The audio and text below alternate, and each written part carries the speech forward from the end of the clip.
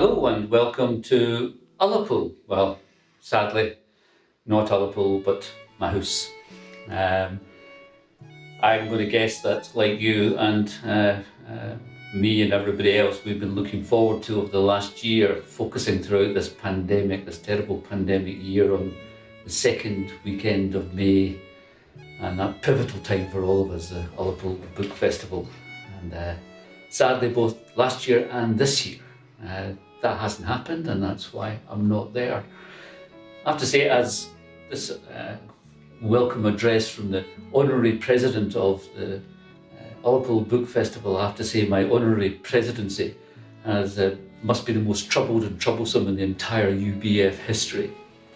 However, I think that even given the fact that we can't be together this year in Ullapool, doesn't mean to say that we're not going to have a fantastic celebration of books and reading and a great Ullapool Book Festival. I mean, in a sense, writers and readers weren't really supposed to be together. I mean, it's all about it. What's so fascinating that we can read people from many, many miles away and many, many centuries apart and still feel a connection. Right now, I'm working on a text in Satire of the Three Estates, written 470 years ago, and yet I feel this connection with David Lindsay.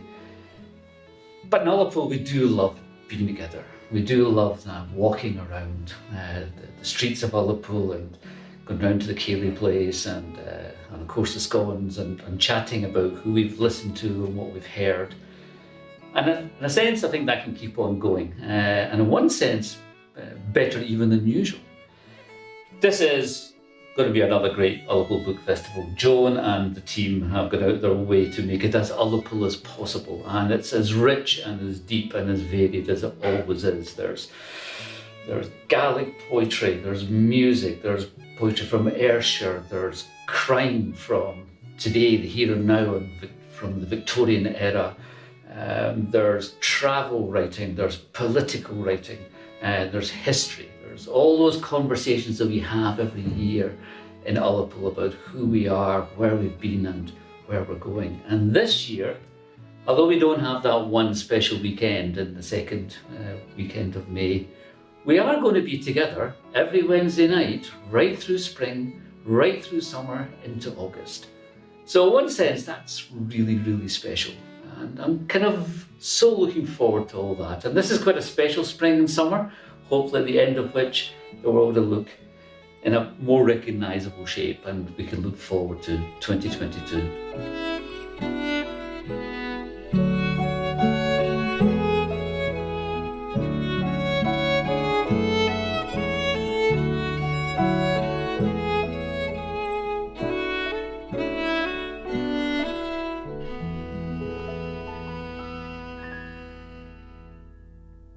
Hello and welcome to the Ullapool Book Festival and another lovely session with another very interesting writer that's going to give us a lot to talk about.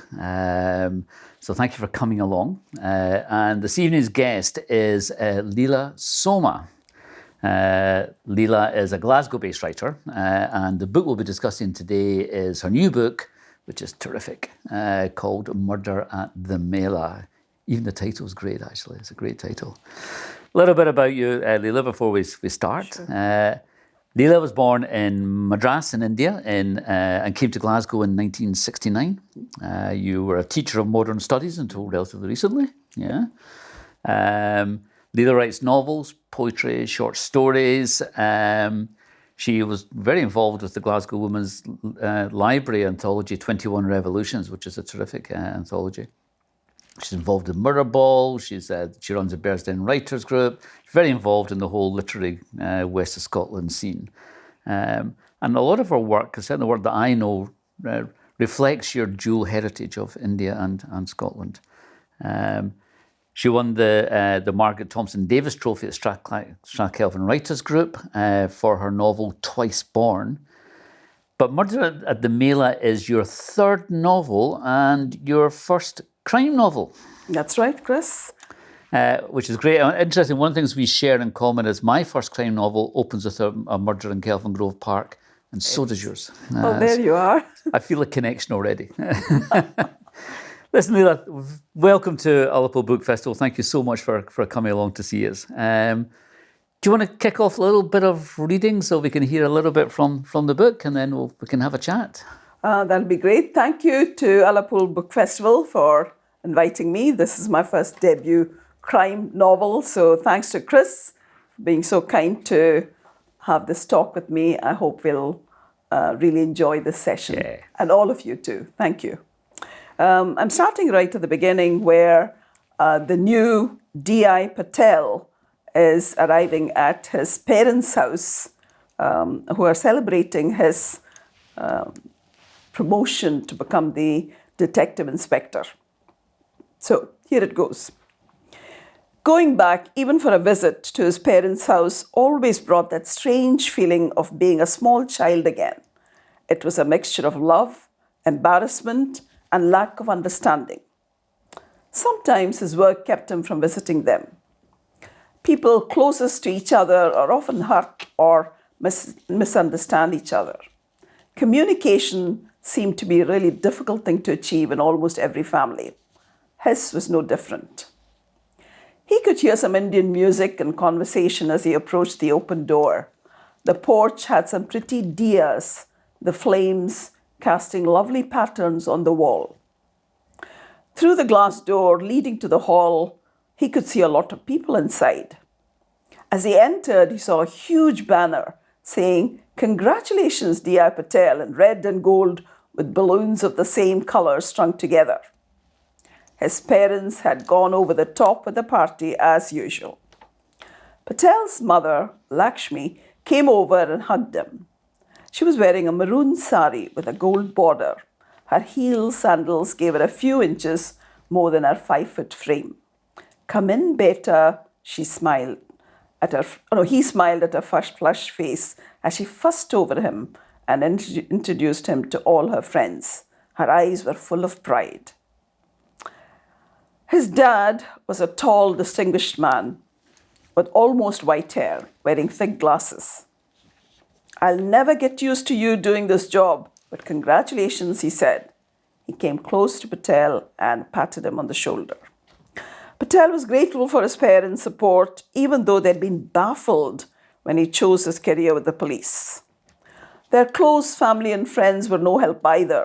They bragged about their son or daughter taking up one of the professions that Asian families usually preferred, such as medicine, the law, accountancy, and lately IT, as they saw a future in technology. His mom had said, "You can choose your specialty and become a consultant like your dad. It is such a good profession, helping people." "But Mom, the police also help people," he had retorted. He'd felt worried that he had let them down, but he had persevered. He recalled his grandmother's Bhagavad Gita quote that helped him so many times during the hours of doubt in his childhood. "Man is made by his belief. As he believes, so he is." They came round to accepting his choice later as his progress at Tully Allen Police College was good, and he earned accolades there as one of their best officers. Anita, his sister, watched him with a gang of people surrounding him. She was slim and tall like his father. She had a pretty sari on tonight. She rescued him from the older people, saying she needed a quick word with him. She winked as she offered him a glass of champagne that he refused. "Go on, indulge today, get sloshed." She placed a champagne fluid filled with bubbly firmly in his hand. "My dear brother, you're not on duty now." The new DI in Glasgow, whose favourite dram is the smooth Glengoyne whiskey. I know, but hey, make an exception today. A glass of bubbly is better for celebration." "By the way," she said, "I'm very proud of you. Never said it before." A big lady in an orange sari bedecked with jewels in her hand and neck came gushing over to him. It was Mrs. Prema Parekh, the auntie to all.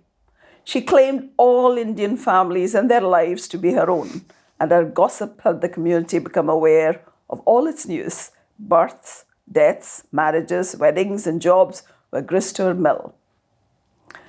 Her memory for details of all families and spreading rumours in the community was often feared. Congratulations, beta.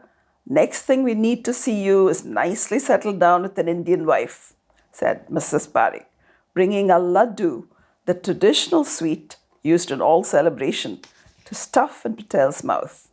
Anita quickly took charge and steered her to the side. Auntie, how is your diabetes? I hope you've not had too many of these. Anita prized the sweet from her hand. Patel stood with a glass of champagne in his hand, and some of his friends greeted him by saying, Patel, congratulations. The evening went off really well. He felt both humbled and happy. As he was leaving, his mum smiled happily and said, so proud of you, the first Asian Scot DI. As he drove home, more thoughts of Uzma swirled in his mind. Her lovely clear brown eyes, that sweet smile, and the curvaceous body that had made his heart race just in the few months of knowing her. Both Uzma and he had deliberately kept their relationship a secret. They both knew there would be strong opposition from both families. Their clandestine affair had been well hidden, though they had always wanted to live together. Neither family would approve. They both knew how it was going to play out. A Hindu marrying a Muslim? That would never be approved by his parents. And Uzma had dreaded broaching the subject to her parents. Wonderful, wonderful. I think you've given us a whole number of the different aspects of this book. We'll come on to Usman and the lock later. Sure. It was beautifully just teased in at the beginning of the book. Why crime? Because you hadn't written crime before, Leela. So what made you think this time round crime? Well, there was a strange coincidence. In fact, I think it was in 2013, as early as that, Bloody Scotland had one of those pitch perfect to write 100 words of of your next novel. And as usual, I looked around, there was no Scottish Asian detective. And I just thought, right, I'll put this 100 words in and, of course it won't be chosen or whatever. But I was shortlisted for it and I was very pleased about the whole thing. And D.I. Patel just came into my mind. So that was the start of it. Were you a crime fan anyway? Do you read crime novels? Well, I've read a few. I must say I'm not one of those who's obsessively reading a lot, but I have read a few. And I can't say there are some people who would read only crime, but I love literary novels as well as, every type and possible and poetry too. So. Although actually that's kind of interesting, what's literary and what's crime, isn't it? And in the context of your book as well. Before we go on to your wonderful invention of D.I. Patel, just a general crime thing before we go into that specific community. Did you have to do any research? Because it seems to me you know your stuff. I mean, you just talk about the training there. Throughout it does that thing which crime writers need to do. They need to make the reader believe that they know what the hell they're talking about. Did you have to do quite a lot of research? I had to do a lot. I found this the most difficult of my 3 novels and various short stories. I think murder, a police procedural in particular, had to be really researched so that you don't make any mistakes. So I had 2 friends in the police force. One, a brother of my friend who was actually a DI, a retired detective inspector, who just gave of his time tirelessly, which was wonderful. I would just write away emails to him and he would, send back the correct details that I needed. The other one was, in fact, a chief superintendent of British Transport Police. You're well connected, Leela. Yes, very well connected. Again, a friend's husband. And, John was, again, fantastic. He really helped too. So I had a lot of help. And some of my ex-pupils. There was one who was in the fingerprint section, which was useful to have. There was another one who actually was involved in production evidence, as they call it. So I had various strings that I could pull and find out. And of course, I also went to my local Mulgai police station to see if I can talk to the community officers and, glean as much information Absolutely. as possible. Did you manage to spend time in the station and see how things are going? Did they let you in? Well, no, I think that was a kind of more informal chat with the Right, community yeah. police station as such, yes. Well, it's all paid off because, I mean, I think that all that, the life of just the police procedural, and it felt real. It felt that the crime itself was real, and it felt to me that the investigation of it was real. So yeah, which is a difficult to pull off. Yeah, I'm going to assume that your two contacts were not Scots Asians in the police force. No. So there's never been an Asian sleuth before in Tartan noir. So you've invented a new subgenre here, which is wonderful. But I'm interested. But why not? Is that because in the real world as well, there are very few, particularly promoted Asian Scots in the police? I think you're absolutely right there, Chris. I think it reflects society in some ways. If you take Scotland as a whole, I think the percentage of the BAME, if I may use that epithet, of people is only 1% of the population. Now, there are certain parts of Scotland where it goes up to 16%, say Glasgow Pollokshields. So I think that it's been kind of slow to recruit people, not seeing the need of it in some ways. But also, I think from the point of the Asians, and that's why I pointed it out even with Patel, how his family was not too keen on taking police as a career because they'd not been so, it's not been in their radar quite as much, as serving people. And I think the important point is I did my research and I found there is one DI in Glasgow division, but unfortunately I couldn't meet him because it just wasn't time that suited either of us, and I didn't have a connection that I could network enough to get him, but I'll certainly do it before the second book. Just out of interest, which community is he from? Is he from the Pakistani He's community? from the Pakistani community, yes. Because that's a major part of your book as well, yes, which I found fascinating. It's maybe just as well you didn't meet him, because otherwise you'd be thinking, this is based too much on me. Yeah, I mean, it's. I found the whole idea. I mean, what I found really enjoyable about this book. I mean, it's a great crime story, and it works purely on that level alone. But being introduced, even though I've lived in the city and I have, lots of connections and friends, I found it very interesting about Asian life, and particularly you introduced it there. It's a major theme that runs through your book is actually within the Asian community. So a Locke secret girlfriend is from the Muslim community. Yes. So that's fascinating. I found all that really interesting about those kind of this, both the way the two communities, and probably more, both work together, but also the stresses and strains between them. Right. I've often said that to think of all Scottish Asians as a monolithic, block is actually wrong, because it's just like even in the majority, host community, they've got basic divisions of religion, whether it's Catholic or Protestant, within the same Abrahamic religion. These are two entirely different religions. We've also got the Sikhs and, Indian Christians. There are so many aspects to it. So on the whole, everyone works together. Everyone's quite happy because they feel Scottish. But sometimes news from home or tensions carry on, and there is a kind of, divisions occurs. And I just wanted to give as accurate a description as possible. But obviously, you've always taken your writer's, license to make it more interesting, should I say. But it does give you, I think maybe it's one of the reasons why you chose the crime genre, because actually it's a great way of getting into those communities. I mean, I think one of the things I really like about crime writing is, I don't know if you'd agree, to some extent, although we do want to find out who done it, actually it's about the characters. I mean, the story is kind of the spine, but really what we're really interested in is the characters. I mean, all your characters, but I'm thinking particularly of Usma and Alok, are really well fleshed out.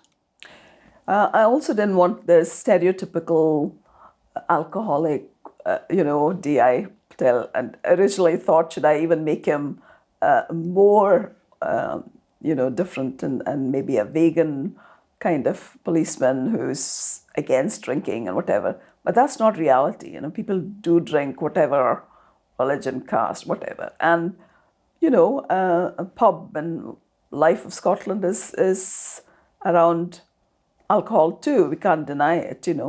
And we've had the reality of Big Mo and Gaza and, the characters, which are also quite, interesting to me as I wrote about Drumchapel and, wanted to show as many aspects as possible of Glasgow. These are two characters in this book which are excellent characters. So yeah, I mean, it's a depiction of a fuller Glasgow than we normally get. I think that's what I really enjoyed about it. So there's kind of white Catholic, Protestant, whatever. There's Muslims, Hindus. Yeah. It actually makes it.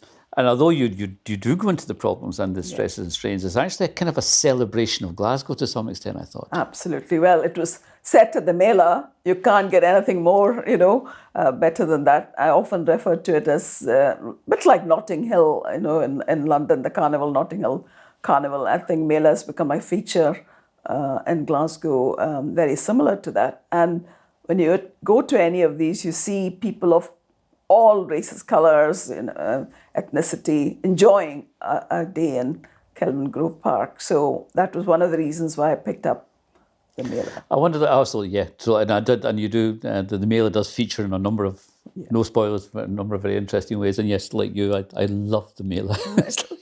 it's like going on holiday. It's just this wonderful atmosphere, and particularly since it's moved to Kelvingrove Park, it's been wonderful. I wonder though, within that, is it then difficult from your background to write about the Muslim community? When writing this book, I could actually draw on friends from my school time. I have a WhatsApp group with some of my friends. And what I did was, when I wrote the book, I decided to actually ask many of my Muslim friends, is this right? Is this okay to put these things? And each of the scenes that I felt, should be approved by Muslim friends and people who feel comfortable. So I feel good that, I could bring this aspect to the whole thing. And I feel it's the Hindu feeling too. They're equally opposed to having a Muslim daughter-in-law as the mother. As you can see, Patel's mother is not happy at all. And she goes further than just the marriage. She's thinking about grandchildren and all kinds of things. Very similar conservative views, whether it is Jewish or whether it's, honestly, Protestant Catholic. My family, Protestant Catholic, absolutely. Yeah. So it's a universal thing in some way, unfortunately, and not necessarily a nice way. But it's something we have to confront. Why not write about something like that, But as long as they were happy that I was doing it the right way. And also very recognisable. So you're right. So I mean, it's not like we're reading something, oh my goodness, you recognise all those emotions, and that every community has those kind of more traditional ones who don't want to see them mix and all the rest of it. But yeah, I still think it's quite an eye-opener, I thought, in a whole number of ways. I was interested in how much the various different communities felt their connection both to Glasgow and to Scotland were, to what extent they felt Scottish or what extent they felt Glaswegian. I love the fact that everybody has Iron Brew, which is a lovely idea, that everywhere you go there's always Iron Brew. And partly because it reminds people of Vimto that we get in India and Pakistan.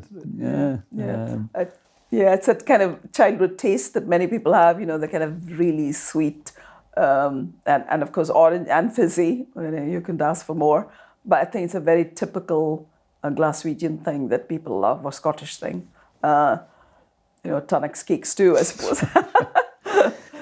But I think the other thing made the novel for me kind of bigger than the normal crime novel is about these communities, and it's about actually how we should celebrate this more, about how Glasgow itself is enriched by this wonderful Indian subcontinental, all the cultures that come from there, the food, the music, the culture, the fashion, the way people look. Are you constantly trying to do that in the writing? I think I really wanted to reflect on people that, say, the next generation of young Asians could pick up a book and say, oh, right, I could be a DI in the police cadre, I could join the police force. I could be someone who is working with, a domestic abuse place like Amina, which is run by, the South Side. And it's just this, or being interested in police work, which is to bring the communities together, like as, Uzma wants to. I just wanted people to feel, somebody said, when you reflect, when you see your reflection in the mirror and it's empty, you can't see it in a book, yourself in a book, then it becomes more difficult. So my honest reasons for writing many of the things that I do is to feel that we should contribute to the mainstream literature in Scotland. We should have our stories told, our voices. And I think it was James Kelman talking about working class voices should be heard, and I think it's exactly what I feel. And I'm so pleased that there is the Scottish BAME network now of writers and so many wonderful emerging writers now. So I'm really pleased. That was one of the aims, to reflect society as it is and tell our stories. Yeah, because I think we still got work to do in this. I think in Glasgow and in Scotland. I think do you find this? There's kind of a feeling within Scotland that somehow we're less racist than the rest of the UK. That there's that somehow Scotland is more inclusive, is more, but it isn't though, is it? We still have a long way to go. I think every country has their own, and every person has their own biases and prejudice. On the whole, it's an extremely welcoming country, and there's no doubt about it, and lots of people make their home here because of that. But to say that there is no prejudice, no racism, would be, kind of whitewashing it away. And I just wanted to show that even Alok Patel has got one member in his station in his force, who's hard done by with various reasons, Alan Brown. And I think I wanted to reflect that his life as a career in the career was not going to be easy either, that we all face prejudice of some kind or the other. It might be a boss who is bullying you. It could be someone who is being overtly racist, or there could be some people who are just kind of prepared to backstab, So it was just part of the scene. And you're right, that there is still scope for improvement. Yeah, and we need to show it more in our literature and our books. And it's wonderful you're writing what you're writing, and we need more of it. Brown, by the way, is a fantastic character, yes. And a slightly frightening character. Well, not slightly; he's a frightening character. And partly because, like you with no spoilers, you give him reasons to be the way that he is. But that in itself is quite frightening. I just wondered. Because you're dealing with all these issues, I will go back onto the crime itself in a minute. Because you're dealing with all these issues and couching your crime in this world, having been a modern studies teacher, does that help? Well, actually, I think my first book reflects more Twice Born, and it's all about the time of the very first referendum for getting our Scottish Parliament, and I think the devolved power. And I think there was a lot of that in it. Here, I think I'm looking at it more as a person living in Scotland, Asian person living here. And I was looking at some of the things when you're talking about diversity and literature. I read somewhere, I think, in USA that in children's book, there are more animals than people of color being shown, and it's tiny things like this, I think the percentage of books published by people of color, even in UK, I couldn't get any statistics for Scotland. It's tiny. It's about something less than 4%, And what happens is when the publisher gets a name that is not Scottish or sounds different, they're either looking for a Salman Rushdie or someone who is, kind of fantastic. But there are middling writers who also need to be recognized and encouraged, I think. It's not even about good or bad or middling, is it? It's about, I can see exactly what you mean, that, that kind of high literature Yes. type thing, but, there's lots of other ways of writing. Yes, But I do wonder if actually, and in terms of kind of, I do think you do draw on, even if you don't do it consciously, you do draw on kind of a very deep pool of kind of political understanding through to have written this book. But how timely it is. At the time when there is a kind of a face-off, not just in the United States, but here as well, between the police. I mean, stories just recently, there's one that I saw about Northern Ireland last night, which is extraordinary. D.I. Patel is very well timed. I think that's been, time, yes, as you said, but I had started writing, as you know, a few years ago, which has always been in the back of my mind to try and bring as much of the Scottish Asian experience, should I say, of living in Scotland. And you're absolutely right. It should be a kind of seminal moment, I think, for people to realize that it is not just way over there in America that these things are happening. There are problems that we need to look at ourselves in here. Yeah, I'm sure like the best of these things, they aren't planned, but I think he is really well timed. I think it's great to have him now. I have a couple more questions. Would you want to just give us another little taste of another part of the book, Leela? Right. Can I make that a very short one? Of course you can, whatever you want. Yeah. It's just kind of intriguing, the actual murder as such. So he had accomplished what he wanted. He'd followed her into the park. He went as close to her as possible. She turned to look at him, exposing her soft throat, and he drew the sharp blade against her neck. Feeling her weight as she slumped against him gave him a shock, just for a moment. He quickly pushed her away and stepped back as a sudden gush of red splattered on the bush beside him. He watched as her body buckled down and fell on the ground. The blood gushed out of her neck, forming a pool in the dark. He saw her body go into spasms. Then he waited till her breath left her. Job done. He didn't feel any guilt. What should he feel after killing someone? The anger did not subside. That void in his chest remained. It was still filled with hatred. He checked that his clothes were not blood-stained. He'd worn a plastic Mac that had some bloodstains on it. He took it off now to dispose of it later. He cleaned the knife with a leaf using his gloved hand and stashed them both in his pocket. He removed both gloves and then put them in the same pocket of the plastic Mac. He glanced once more at the body.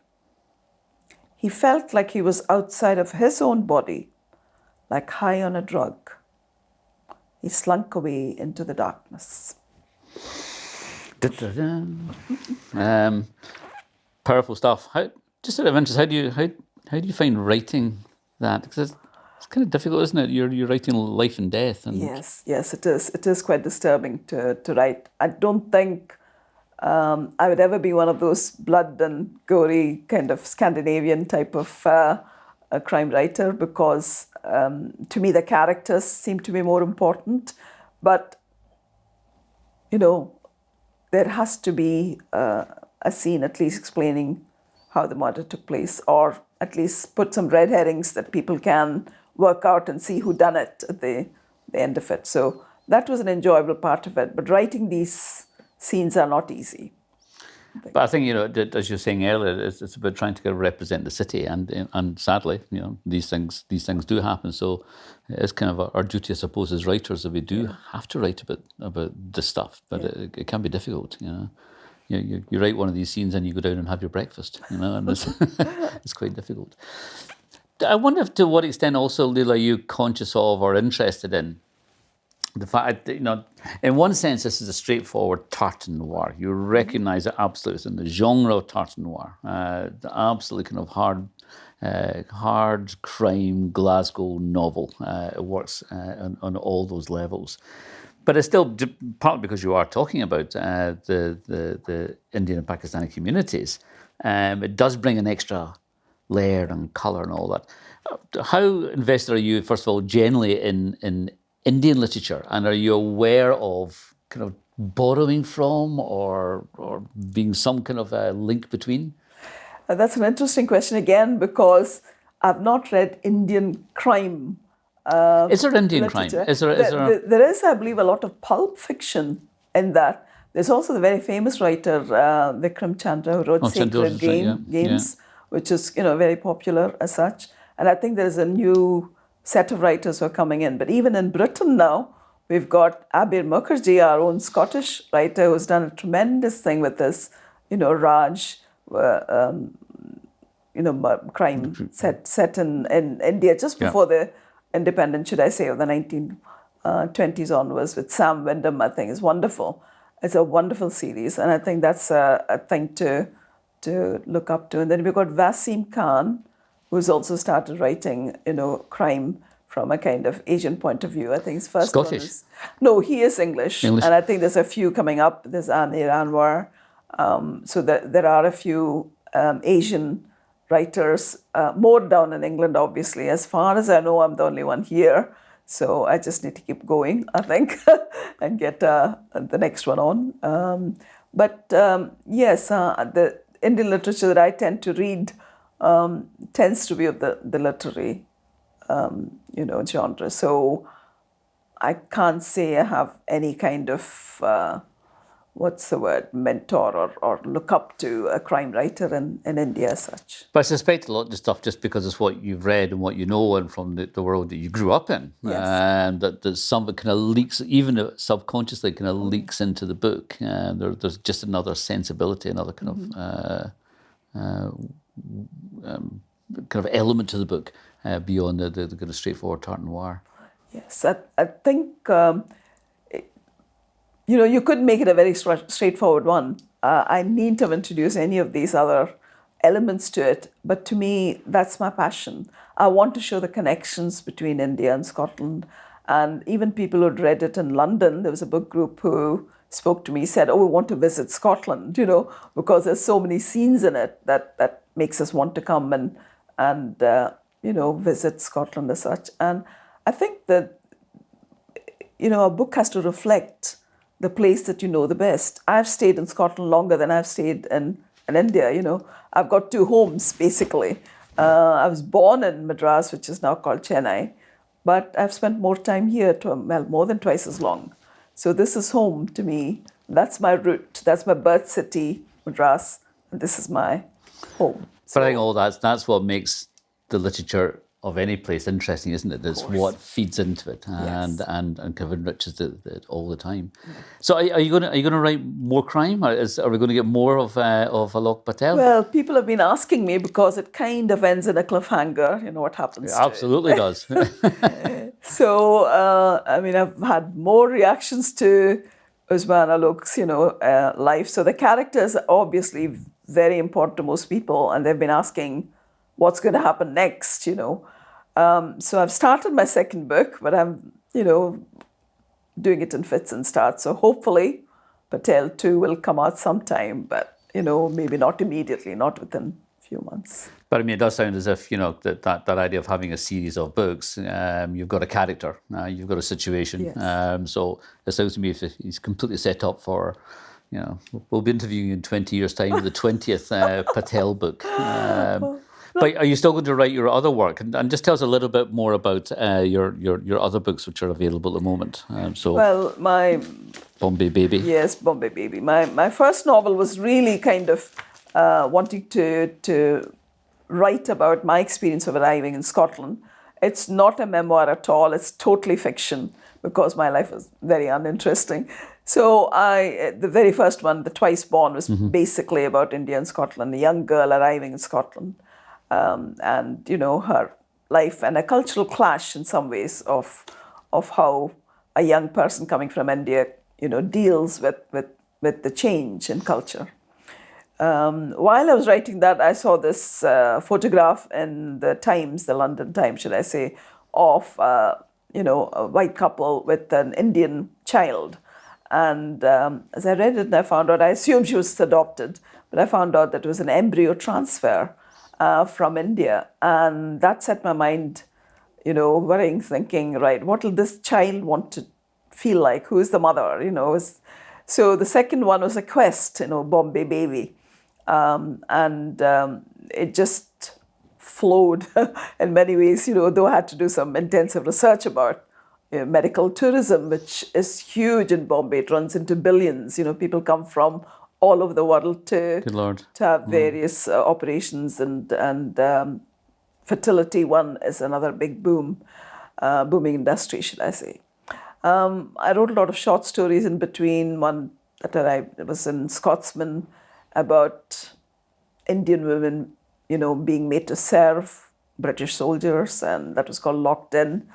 So I've been working on other things, and the other passion is poetry, which I love. So I've done 2 collections, and my latest one is a small pamphlet called Chins. Yes. I'm very much looking forward to. And I managed to get about £110 for Barnardo's, Scotland, from the sale of Chins and Bombay Baby. And because of the COVID India now, I thought maybe that the rest of the copies sell. So I've got £55 for them. So that's not bad at all. So I'm writing, different things too. Yes. It's wonderful. It's a real mix of elements and types of and genre and disciplines. And I think to some extent they all they all do in their own way pay off in Murder at the Mela. Just before we finish, I love the cover. Yes. Where did that come from? Well, the publisher actually had a person design it. And, we had a wee bit of worry whether it doesn't look like a crime book in the sense, not black and, the usual blood dripping. But I thought it was the Mela, and I just felt it has to stand out, it has to be different. So when they asked me and showed me this plate of, cover design, I was quite happy to go along, apart from small changes. It is quite different. I think you're right. It doesn't follow that, and nor did mine. Actually, my publisher didn't publish in the way that you would normally expect crime to be published. Whether helped or didn't, I don't know. But I think actually that very beautiful image, although I love the expression on the woman's face, but with that title, that should work. And it does seem to me to give you something of this novel. It feels me a very welcome addition to the Tartan Noir, which I think is a genre in rude good health, with so many excellent writers writing really interesting work. And now we have a new voice, an important new voice. I would recommend anybody to read this on so many levels. It's a great page turner, and has got that whodunit and what you need from a crime book, but also so much more. A real introduction to communities you thought you maybe knew, or I thought I maybe knew and didn't know as well, and found a whole number of very, very interesting elements within. So, I can't thank you enough, Leela, for coming along and speaking to the Ullapool Book Festival. Shame we're not in Ullapool, and you haven't actually been to Ullapool yet, but we normally have home baking and a ceilidh. Yes. So next year, point in the future, we'll get some. I should have done some home baking for you. Oh, that's fantastic! And this has been wonderful. Thank you so much to Ullapool Book Festival. I'd love to come there. I have been there years ago. Absolutely beautiful place, but I've never been to the book festival. And Chris, you've been very kind to have a lovely chat with me, and I do hope that D.I. Patel will be featured again. He has to. We need more from Patel. We really do. A big thank you from Ullapool Book Festival. Leela Soma, thank you so much. Thank you so much, Chris. Thank you again. Thank you, Ullapool Book Festival.